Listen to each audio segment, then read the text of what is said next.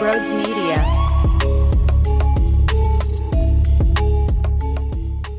This is why I am stoked. I am so pumped that they broke me last week, because I would be insufferable if this was the first time I was experiencing it this year. So whatever you're about to get from me over the next 30 minutes, just know that this is already Broads in 1,000 pieces. You just got whooped on the road on national TV, 8:20 Sunday Night Football. Pathetic! Fletcher Cox is calling people out left and right now in that room. We're going to see what type of dudes we have. Yeah, ain't that the truth?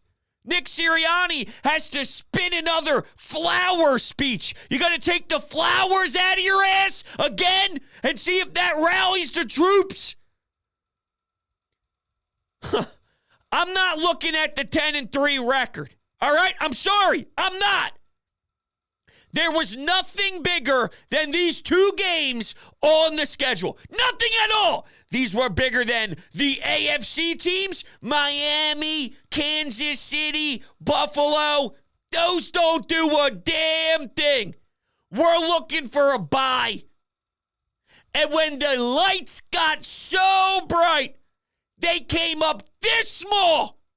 A.J. Brown, this small. That guy was a clown today. Clown. Outworked, outcompeted, acted like a diva. If he ever, and I mean ever, has the balls to yell at Jalen again after he drops that pass and then gets out-muscled by Gilmore, I would punch him in his face if I was Jalen. I'd hit him with an elbow. Yo, dude, you didn't have my back in Dallas. Same with you, Devontae. Should have caught the touchdown. Had a few drops today. Yo, Jalen, you don't get off the hook fumbling the football. You're not executing. This offense can't even score a touchdown. They can't score a touchdown. For how disappointing this defense is, they did better than you. Scoring, they did better than you. No, I can't say they did better than them when actually referencing their job as well. But in regards to doing what the offense is supposed to do, which is score points, they did better than you. Oh, my God. I saw this coming a mile away, because there's no way that a team with real stones and a team that actually has the, quote, it factor would allow San Fran to do what they did to you in your house. So obviously on the road against a damn good Dallas team that it seemed like nobody wanted to give them credit because, they don't beat teams with records over 500. Shut up. I told you all to shut up. And they are beating opponents very badly and crushing them. They can't control their schedule. You'll see. Dak's good this year. Dallas is a tough place to play this year. It doesn't excuse not actually wanting to put effort in, though. You want to talk the talk? Yo, AJ, talking the talk and standing in front of your locker, going, we'll show you on Sunday what we talked about because we're going to keep it in-house? Is that what you talked about? Because you didn't fucking do a damn thing. It's aggravating, man. You know, I took a call on WIP this weekend. I appreciate everybody who called in and hung out with me. I was on Friday night, Saturday night, and Sunday evening, 1 o'clock to 5 o'clock, throughout the 1 o'clock window, leading you into the pregame show. And there were multiple callers that said, you know why I'm fired up? You know why I'm inspired? I'm so stoked because A.J. Brown got me motivated. Oh, okay. Okay. Motivated to do what? Because it wasn't playing football. Your top three offensive weapons, not today. Nah. Biggest rival, big stage, trying to answer the criticism from all the slop and all the talking heads are discussing. You want to do something about it? Nah. Let's turn the ball over at will. Okay. Look, there's one thing positive, and that's my friends over at TickPick. That's it. It's nothing football related in regards to on the field. But what if I told you that TickPick is giving you free money to head down to the Wells Fargo Center or maybe buy some concert tickets, or if you're out of town, let's say you're a Dallas fan that happened to stumble upon this show, get yourself to a Dallas Cowboys game. You might see some entertainment. All right, maybe go to the Mavericks game. If you click the link down below in the description, my promo code BRODES is already activated to the link, and they have the best prices guaranteed out there. Their ticket prices will beat any of the major competing marketplaces, and they are so confident about it that they guarantee it. If you find the same seats elsewhere at a better price than TickPick, you will get 110% of the price difference in form of TickPick credit. And there's also upfront pricing, meaning no more doing the math in your head to prepare for how much extra you plan on spending on top of the listed price on other sites, because the price you see on TickPick is the price you'll pay at checkout, period, end of story. There are no added service fees, hidden fees, or otherwise, so make sure you get in and join the TickPick family. The only time the offense had life was when you did a fake punt! Fake punt! You know how desperate it is? Oh, my God. Now, sometimes that is a turning point. Sometimes you need something out of the box that can shake the entire game by storm, and everyone's flustered on the sidelines on the other side because they're like, what just happened? That was such an emotional turn. That was such a huge change of pace. It smacked us in the face. We were unaware that that could even occur, similar to what happened to the 49ers. So, to the Eagles against the 49ers. It hit me so hard that I never thought that was a part of them, so it took my soul. It took my Eagles' life away. They robbed me of what I thought was great. So the fake punt could do that to maybe the Cowboys. They get popped in the nose, and there's just no adjustment. Except then your defense got shredded by a billion paper cuts, butter, you name it. It was so easy. So easy. Sean Desai has no answers. He tried to send the blitz. When you dig yourself such a hole, I got no problem with being aggressive and trying to force a turnover, force something. They don't really do that, though. Not their secondary. Fletch, thank you. Jalen Carter, thank you. But it's not enough. The reason why we hate the linebacking core right now is because the way that they are built is for their defensive front to take over games and be the reason why they wreck them. They barely got any push. They barely got any FaceTime with Dak Prescott. What, Hassan Reddick? But not enough as an entire unit. You needed to suffocate him and dare him to make special plays. He made the one really good throw to Ferguson, and Sidney Brown was there in coverage, but Ferguson, you got to tip your cap. It was a nice thrown pass. It was a nice grab. Okay, that's a calculated risk that I can support. Send some pressure, see what can happen, and it is what it is. If you don't dig yourself in such a hole early, then maybe you're not in that predicament. And speaking of secondary players, yo, Ringo, you got to hang him up, bro. I'm sorry. You got to retire. That's what you do, all right? When you have that type of performance, there's a picture of him getting hurdled on social right now. It's so embarrassing. I actually feel bad because it is so historic. He's launching his body, head first, head down. He's literally parallel with the ground, and he's got someone jumping 50 feet over his head. That dude had a tough day at the office, and quite frankly, a little too much for him. So I do feel bad because I don't think he's even close to being ready. And that showed it. 2 flags on the same play. 2 flags on the same play. Slay goes out, Ring goes out. Oh my God. Oh my God. It was so bad. Now my phone dropped, so give me a sec. I wanted to see if A.J. Brown said anything. because all I heard was Nick Sirianni's press conference, and it was typical classic coach speak. And Dak Prescott, as Dak Prescott is doing his post-game press conference, fans on the other side of the glass wall are chanting, MVP, MVP, and even mentioning the here we go for his snap. Here's Sheil Kapadia. Since 2000, there have been 106 teams with 10-plus wins through Week 14 of the NFL season. Among those group, the 2023 Eagles rank 103rd with a point differential of plus 21. So there was only 3 teams worse than that, 104, 105, 106, in regards to point differential. Not that that means everything in the world, but there was also a tweet by Sheil Kapadia.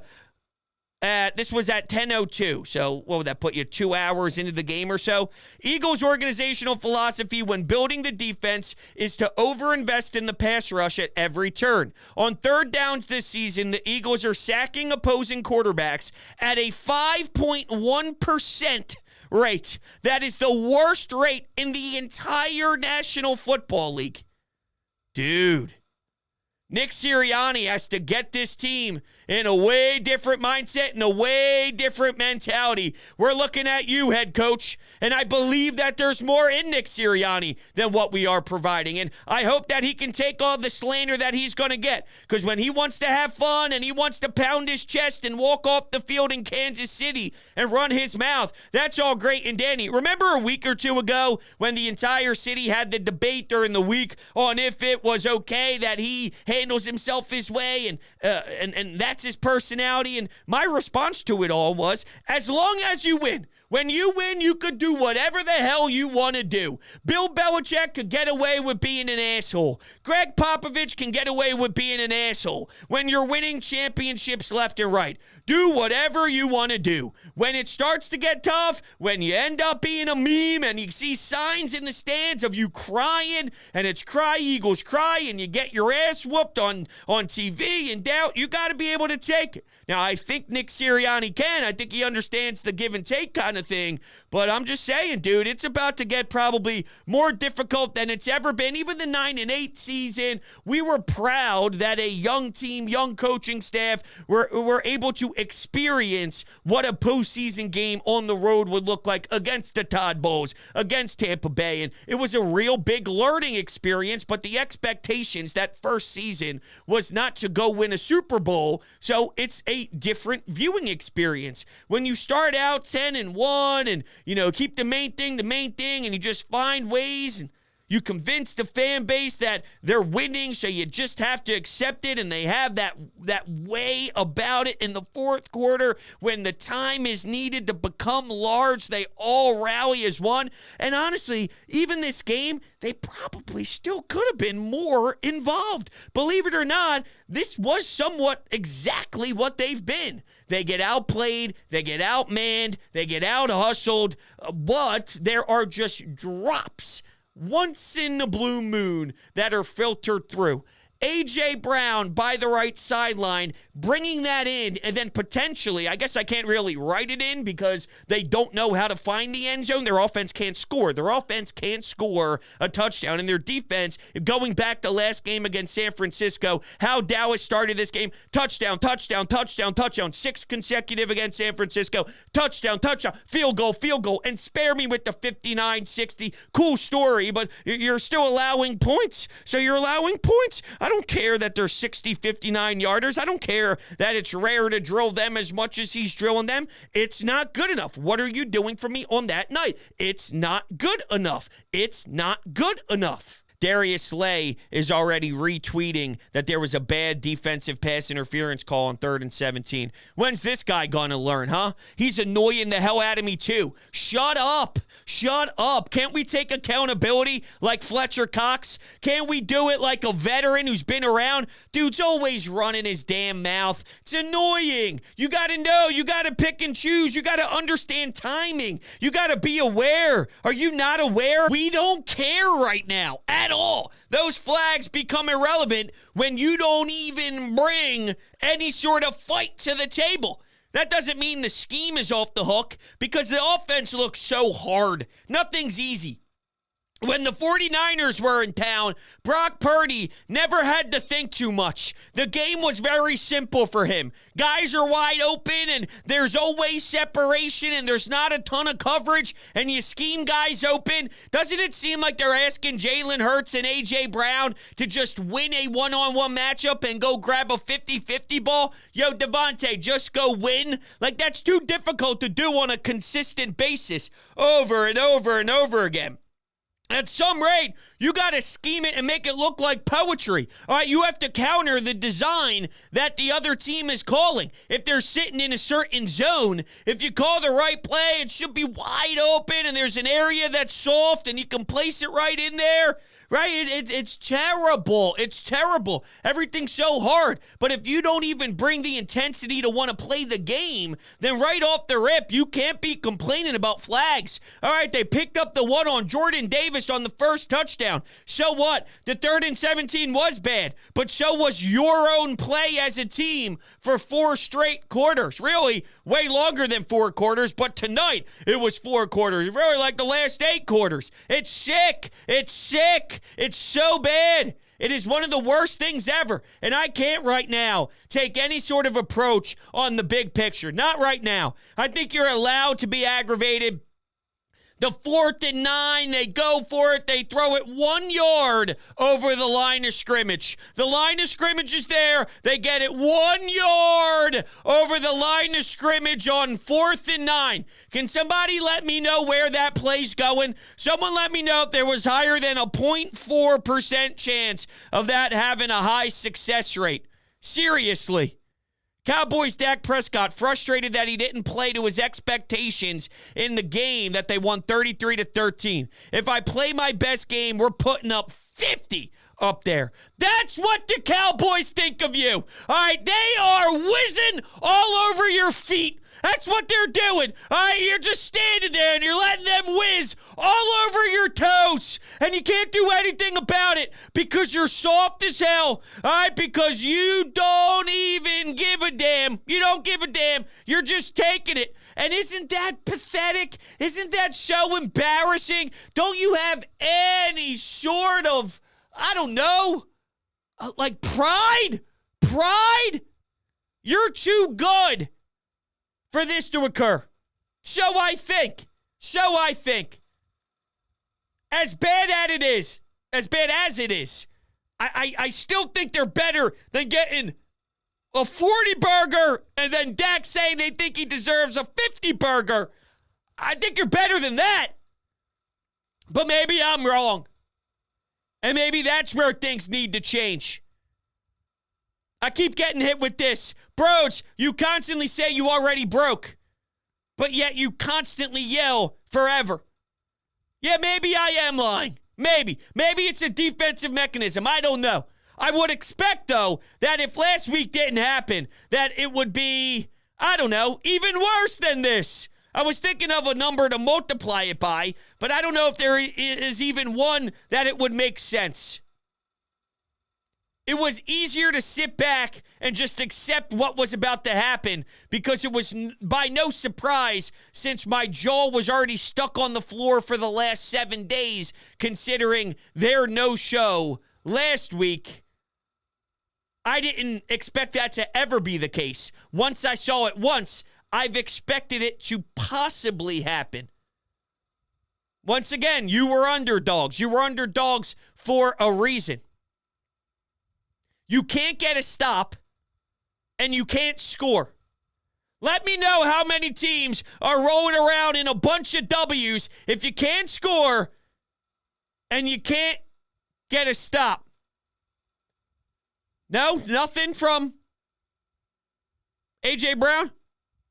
I had to do a better job protecting the ball. Jalen Hurts says the offense got into the high red zone, but kept turning the ball over.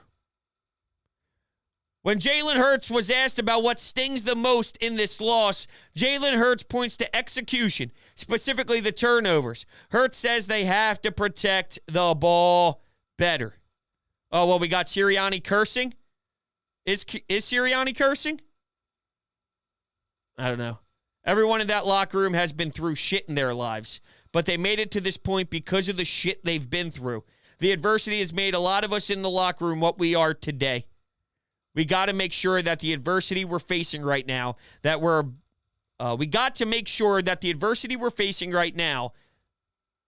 are able to get through it and get better from it. Well, that's the quote that I just read. Whatever.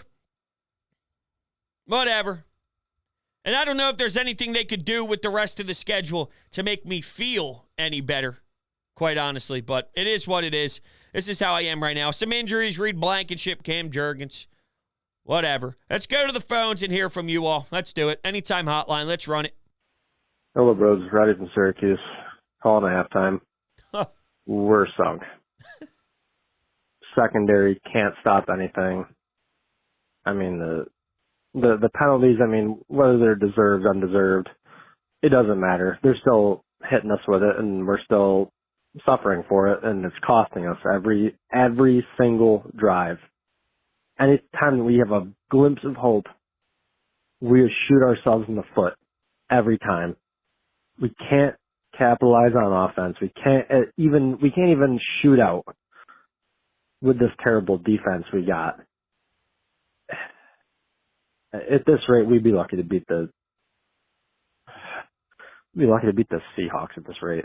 I can't disagree with you. I just can't get there yet. And like I said, they could go win and put up 30-plus points and beat Seattle. It's going to take me a while to get over this. And it's different because it's a different sport. But let's say in the NBA, right? You have a game coming up against the Celtics on the road. You play the Milwaukee Bucks, and then you have a stretch against the Miami Heat. You play those 3 games, and you go 1-2. Or let's say you go 0-3. Well, if you go beat a Washington Wizards team with 14 wins by the end of the season, and you go beat them by 30, and then you beat a team like the Detroit Pistons, all right, those are your 2 next wins.